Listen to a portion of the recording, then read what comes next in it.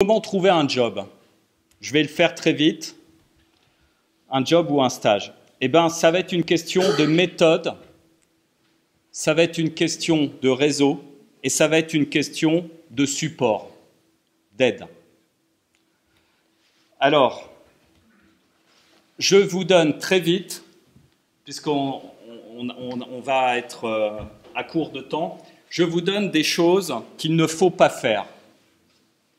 Je vais simplifier les choses. Qu'est-ce qu'il faut? Si vous faites au moins une de ces choses-là, vous êtes à peu près sûr que vous n'allez pas partir. C'est ça l'esprit.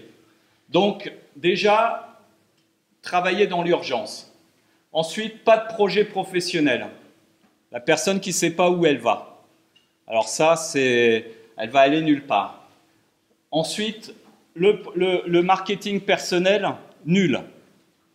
Donc, absence totale de CV adapté au pays, pas de profil LinkedIn, un profil LinkedIn nul.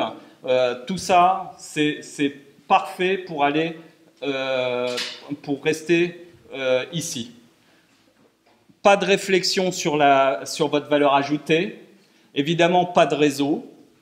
Ensuite, quand vous commencez à écrire aux gens à l'étranger, eh ben, envoyez des mails qui sont comme ceux de tout le monde. C'est-à-dire, bon, est-ce que vous avez un boulot pour moi? Donc là, vous êtes très très mal parti. Pas de préparation de vos entretiens, pas de motivation, pas d'argent. Et puis, qu'est-ce que j'avais mis? Et puis, no help, le dernier, pas d'aide. Donc là, avec ça, vous êtes à peu près sûr de jamais y arriver. Et puis, je précise, pourquoi ce point-là est important? Parce que dès que vous allez sortir de l'espace de Schengen, si vous êtes de l'Europe, si vous êtes européen, oubliez les petites annonces. On ne vous recrutera jamais. Ça ne sert à rien de candidater de façon générale sur des annonces en dehors de l'endroit où vous êtes employable. C'est-à-dire, moi, si je suis recruteur, si j'ai un Chinois de Chine qui m'écrit pour un poste en France, rien qu'en voyant son adresse et son numéro de téléphone, je l'élimine. Donc la seule méthode que vous allez avoir pour sortir de l'Union européenne, si vous êtes un Européen, ou si vous êtes un non-Européen, sortir de la France, ça va être l'approche directe. Contacter des patrons. C'est ça qui marche. Et moi, j'ai travaillé au Canada, ce n'est pas les RH qui m'ont recruté, c'est un patron. Donc, c'est la seule méthode vraiment efficace. Alors, j'ai un test que j'ai fait ça. C'est un test, c'est le premier Skype meeting que vous allez avoir. C'est un test qu'on fait, nous, on vous fixe un rendez-vous sur Skype pour un entretien à distance. Et on vous demande juste d'être là. Mais vous voyez, j'ai listé 20 points qui vont faire que jamais vous n'allez arriver nulle part. Le premier, c'est se tromper dans les fuseaux horaires. Ensuite, surtout pas prévenir le recruteur de votre absence si vous avez un empêchement. Ne pas lire les mails que le recruteur a pu vous envoyer pour préparer l'entretien. Ne pas savoir ce que vous souhaitez faire. Découvrir Skype 2 minutes avant l'entretien. Se tromper de compte. Avoir un identifiant parfaitement adapté à la situation, c'est-à-dire Momo43, LoveMe21, Dumbo36, vous voyez, ce genre de choses. Avoir choisi une photo de ma dernière soirée comme photo de profil, vous voyez, pour le Skype. Après, il y a les aspects techniques de l'entretien. Donc, il y a oublier son rendez-vous, être en retard et ne pas s'excuser, ne pas avoir de micro pour parler, ne pas avoir de son, ne pas savoir utiliser le logiciel pour l'entretien, faire le rendez-vous dans la rue, au café ou dans les couloirs de l'université. Vous voyez ? Avoir une connexion bas débit, avoir les copains, la cuisine, le zoo en fond sonore, faire le rendez-vous sur un téléphone de façon à ne rien pouvoir lire, Avoir un rendez-vous très urgent 5 minutes après le démarrage.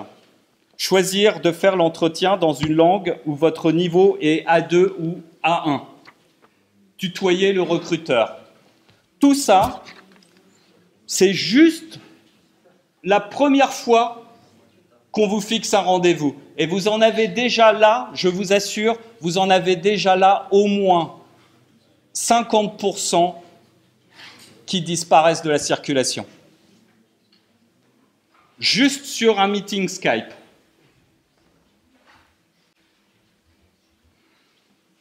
Bon, alors, comment est-ce qu'on peut vous aider? Déjà, le VIE, je vous ai dit, il y en a 4000 qui en bénéficient par an, actuellement. Mais en fait, il pourrait y en avoir bien plus. Les entreprises ne sont pas au courant, ne savent pas comment l'utiliser. Moi, j'ai été directeur régional du développement économique d'une région en France. Vous savez, vous prenez une boîte de moins de 200 salariés. Elle a besoin de se développer à l'international. C'est tout le monde, ça. Si je vous dis, vous voulez vendre vos produits à l'étranger, tout le monde va dire oui. Bon, alors comment est-ce qu'on fait? On a besoin de quelqu'un qui... On a une personne qui est bien. Vous êtes capable de le montrer, que vous êtes intéressant.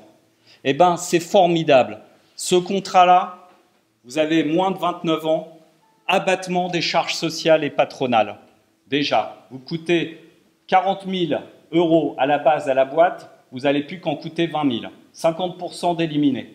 Ensuite, vous êtes une société de moins de 200 salariés, donc ne chassez pas des boîtes qui sont plus de 200 salariés.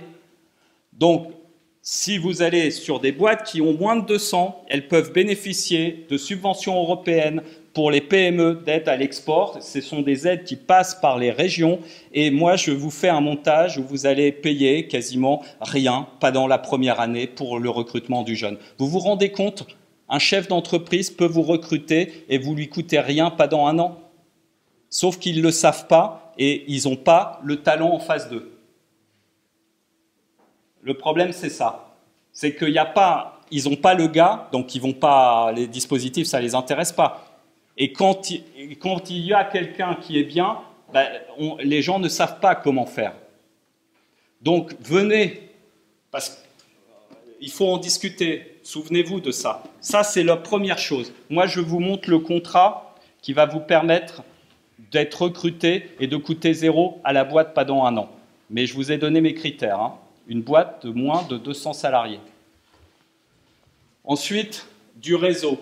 Ça, cette association, l'Union des Français de l'étranger, c'est un support, parce que c'est la principale association des Français de l'étranger. Il y en a 3 millions. Donc, c'est le réseau qui peut vous aider. J'ai vu des Français recrutés à New York sans parler anglais. C'est possible.